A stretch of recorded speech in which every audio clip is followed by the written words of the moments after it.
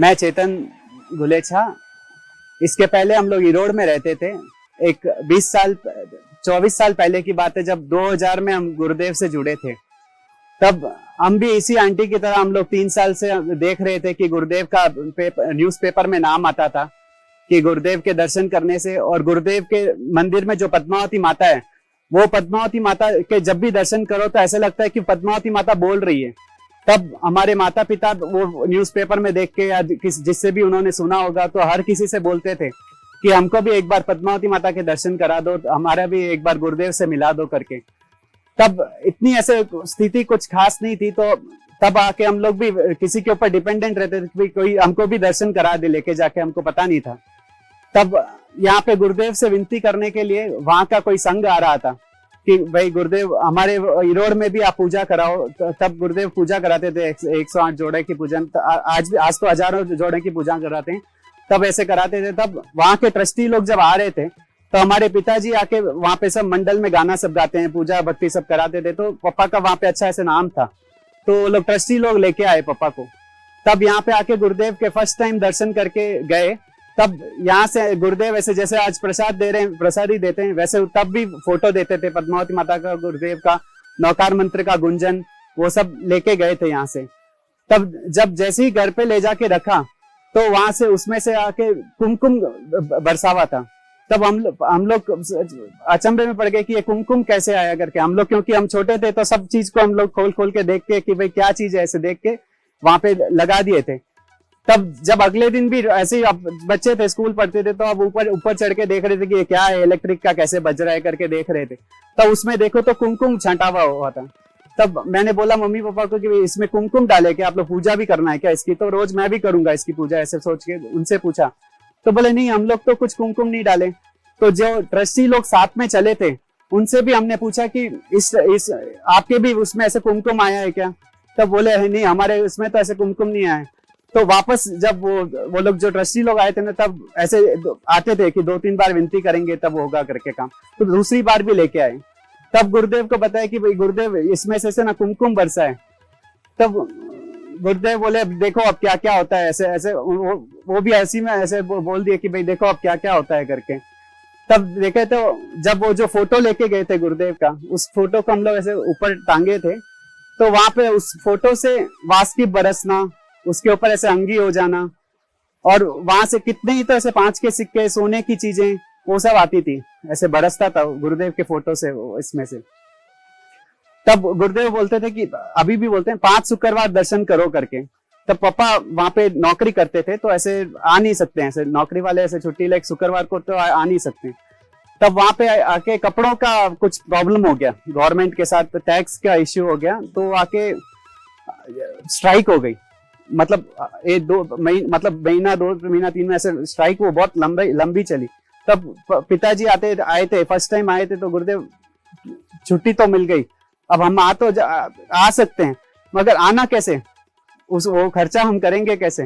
तो बोले गुरुदेव बोले तू आज जाके देखना, अब तू इतना दिन मेरे को बोल रहा है कुमकुम बरस रहा है, चांदी बरस रहा है, सोना बरस रहा है, तो मैं ये सब जानता नहीं हूँ क्या, मैं नहीं करूंगा क्या? ऐसे तू आके मेरे को प्रॉब्लम सुना रहा है, तेरी प्रॉब्लम मैं जानता हूँ, इसलिए मैं तेरा गुरुदेव हूँ। तो जब घर जाके देखे तो एक फोटो के सामने जो एक बॉक्स, इसी प्लास्टिक का बॉक्स रखे थे, तो उसमें एक 500 का नोट पूरा वास्की भरा हुआ था। तब अगले बार आके देखे तो गुरुदेव इसमें ऐसा 500 का नोट आया है। तो कभी आज से कभी बोलेगा क्या कि मेरे को यहाँ पे आने के लिए मेरे पास व्यवस्था नहीं है करके, ऐसे कभी बोलेगा क्या? तो वो नोट हमने यूज तो नहीं किया, मतलब वो प्रतीक था, वो गुरुदेव के आशीर्वाद का प्रतीक था। और कैसे हमारे पास जो भी आता है, जो भी होता, हम लोग बराबर, पापा ने 5 शुक्रवार भी किया, 5 शनिवार भी किया, 5 इतवार भी किया, ऐसे हम लोग रेगुलर आते थे फिर। और इसी तरह गुरुदेव के जहाँ भी हम लोग पद्मावती माता की भी मूर्ति लेके गए थे यहाँ से, तो उस मूर्ति में से भी हर शुक्रवार को कुमकुम वास्की ऐसे बरसता रहता था। और इसी तरह हम लोग गुरुदेव की, तो अब ऐसे मेरे पास बोलने के लिए मेरे पास शब्द कम पड़ रहे हैं, मैं गुरुदेव की क्या महिमा गाऊं, मैंने आंखों से देखा है। बहन आके दीक्षा लिए हुए हैं, क्या लिया है।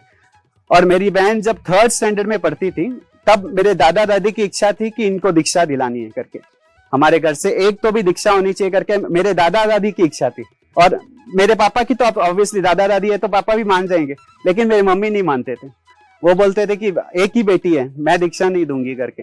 तो जो 3rd स्टैंडर्ड में जो महाराज साहब के पास जाके उनको वैराग्य जगा था, उनको दीक्षा लेने में, अब जब भी मम्मी को बोलते कि भाई दीक्षा दे दो, कोई भी आके बोलता, अब रिलेटिव्स बोलते या गांव के लोग बोलते दीक्षा, तो तू ले लेना, तू मेरी बेटी के बारे में बोल रहे, तू ले ले दीक्षा, ऐसे मतलब मम्मी को गुस्सा आता था। लेकिन जब गुरुदेव के चरणों में है कि भाई गुरुदेव उसकी तो इच्छा कि आप दीक्षा लेना है, बट मम्मी मान रहे नहीं है, तब गुरुदेव ने बस एक ही सब, जैसे ये आंटी को बोला ना कि देख तेरा घुटना ठीक हो गया, जैसे बोले ना, वैसे ही मेरे मम्मी को इतना ही बोले, भाई उसका दीक्षा का ही योग है, आप उसको अंतराय मत दो, ऐसे करके। उसी सेकंड से मन बदल गया और मम्मी ने बोला कि दीक्षा बस गुरुदेव के चरणों में ही होगी। जब भी मैं दीक्षा दूंगी ना गुरुदेव, हम आपको माता पिता मानते हैं और आपके चरणों में ही दीक्षा देंगे, ऐसे मम्मी का बहुत ऐसे दृढ़ निश्चय था। तो यहाँ पे जब प्रतिष्ठा हुई थी 23 प्रतिमाओं की, पद्मावती माता की, जब गुरुदेव बोल रहे थे, वो प्रतिष्ठा में ही गुरुदेव के द्वारा ही वो दीक्षा भी संपन्न हुई। तो मम्मी का ऐसे मन बदलना वो भी बहुत बड़ी बात थी, क्योंकि मैंने खुद सुना है कि दूसरे आंटियों को या दूसरे किसी को डांटते हुए कि तू ले ले दीक्षा करके, तो ऐसे मन परिवर्तन हुआ। अभी महाराज साहब का भी 15 साल का दीक्षा का हो गया है, अभी उनका सिकंदराबाद में चौमासा है, और बहुत महाराज साहब आके गुरुदेव के परम भक्त थे, और हर रोज उनको गुरुदेव को याद करके ही वो सब करते हैं।